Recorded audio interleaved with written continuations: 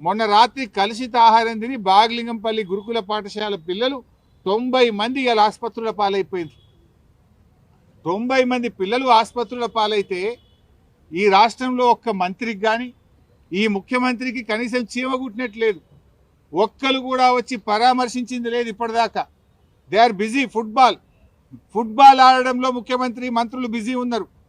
పిల్లలు దవాఖాన్ల పాలైతే ఈ గవర్నమెంట్కు చీమ కుట్టినట్లేదు. 5 కోట్లు పెట్టి ఫుట్బాల్ నేర్చుకోవడానికి 5 కోట్ల గవర్నమెంట్ డబ్బులు పెట్టి రేవంత్ రెడ్డి ఫుట్బాల్ స్టేడియం కట్టుకున్నాడు. ఆయన ఎవడో మెస్సీ.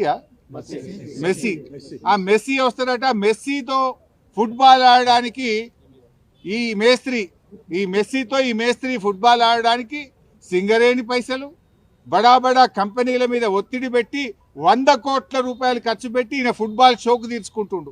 ఆ 100 కోట్లతోని ఓ మంచి హాస్టల్ కట్టు, పిల్లలకు కడుపు నిండా అన్నం పెట్టు, ఓ స్కూల్ కట్టు.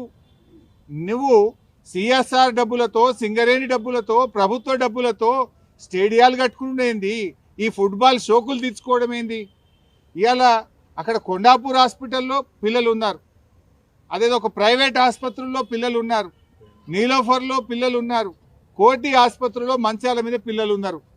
ఇలా హైదరాబాద్ నడిబొడ్డున హైదరాబాద్లోనే ఈ పరిస్థితి ఉంటే జిల్లాలో ఏం పరిస్థితి ఉంది?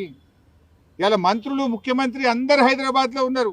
ఈ పిల్లల్ని వచ్చి చూడడానికి మీకు టైం దొరకలేదా? మీకు ఎంతసేపు ఫుట్బాల్ ఆడడానికి నీ షోకులకే టైం సరిపోతలేదు, నీ కబ్జాలకు, నీ కమిషన్లకే నీకు టైం సరిపోతలేదు. పిల్లల్ని ఆడబట్టించుకుంటున్నావు నువ్వు. ఈ రోజు వరకు హైదరాబాద్లో ఆసుపత్రుల్లో పిల్లలు మంచాల మీద ఉంటే ఒక్క మంత్రి కానీ ముఖ్యమంత్రి కానీ వచ్చి పరామర్శించాల్సిన బాధ్యత లేదా? 61 సార్లు ఢిల్లీ వేయండి ముఖ్యమంత్రి, 61 సార్లు ఢిల్లీ పోవడానికి టైం ఉంటుంది. నువ్వు పోయి ఫుట్బాల్ ఆడడానికి నీకు టైం ఉంటుంది, కానీ ఈ పిల్లల్ని పరామర్శించడానికి, ఈ పిల్లలకు ఏం జరిగిందో తెలుసుకోవడానికి రేవంత్ రెడ్డి నీకు టైం లేదా అని నేను అడుగుతా ఉన్నా.